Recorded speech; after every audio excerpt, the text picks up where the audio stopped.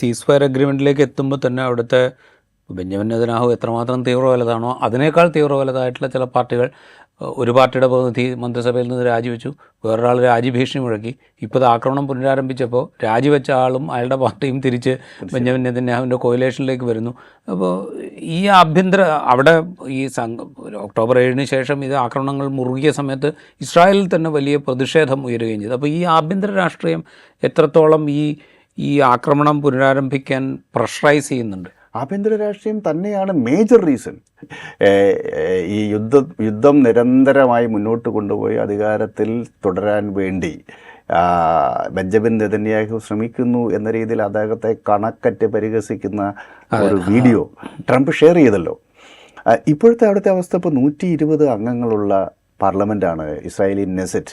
അവിടെ വെറും 32 അംഗങ്ങൾ മാത്രമാണ് അദ്ദേഹത്തിൻ്റെ ലിക്വിഡ് പാർട്ടിക്കുള്ളത്. ലിക്വിഡ് പാർട്ടി ഒരു സെൻട്രൽ റൈറ്റ് പാർട്ടിയാണ്. പിന്നീട് അവിടുത്തെ ഷാസ് എന്ന് പറഞ്ഞ പാർട്ടിക്ക് 11 അംഗങ്ങളുണ്ട്.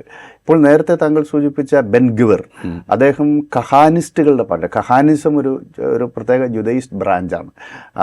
ആ കഹാനിസ്റ്റുകളുടെ പാർട്ടി, കഹാനിസം ഒരു പ്രത്യയശാസ്ത്രമായി സ്വീകരിക്കുന്ന ഒരു തീവ്ര സൈനിസ്റ്റ് നിലപാടെടുക്കുന്ന ജുദയിസത്തിനകത്ത് തന്നെയുള്ള ഒരു സബ്സെക്റ്റാണ്, അതാണ് കഹാനി. ഈ കഹാനിസ്റ്റുകളുടെ പാർട്ടി അവർക്ക് 7 അംഗങ്ങളുണ്ട്. അതിൻ്റെ നേതാവാണ് ഈ ബെൻഗിവറാണ് 42 ദിവസത്തെ വെടിനിർത്തൽ പ്രഖ്യാപിച്ച ഉടനെ തന്നെ രാജിവെക്കുകയുണ്ടായി.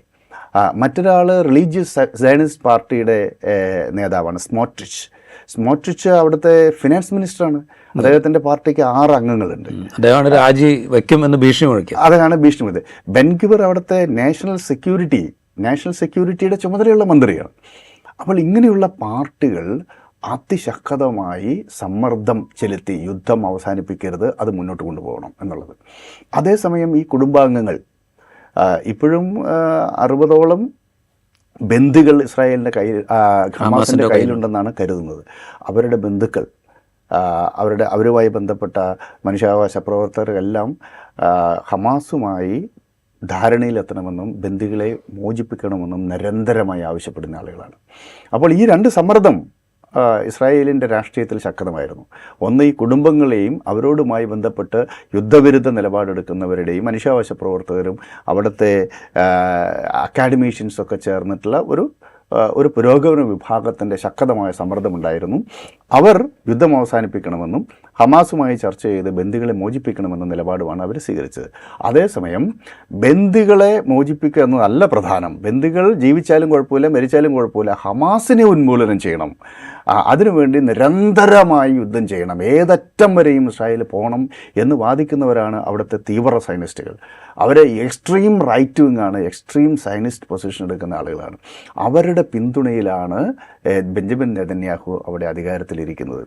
അപ്പോൾ അവരുടെ ഭീഷണിക്ക് ഇദ്ദേഹം വഴങ്ങി എന്ന് വേണം കരുതാൻ. അതോടൊപ്പം അദ്ദേഹത്തിനെതിരെ അഴിമതി കേസുകളുണ്ട്. അഴിമതി കേസുകൾ വിചാരണയ്ക്ക് വന്നിരിക്കുന്നു. ഒന്ന്. രണ്ടാമത് ബജറ്റ് വരികയാണ്. കാരണം അവിടുത്തെ ഫൈനാൻസ് മിനിസ്റ്റർ സ്മോട്രിച്ചാണ്. അപ്പം ബജറ്റ് വരുമ്പോൾ അതിൽ പ്രധാനപ്പെട്ട ഘടകമുണ്ട്. അപ്പം ഈ യുദ്ധം ആരംഭിച്ചതോടുകൂടി തന്നെ വിചാരണ നിർത്തിവെച്ചു. അദ്ദേഹത്തിന് നേരിട്ടുള്ള അഴിമതി കേസിലെ വിചാരണ നിർത്തിവെച്ചു.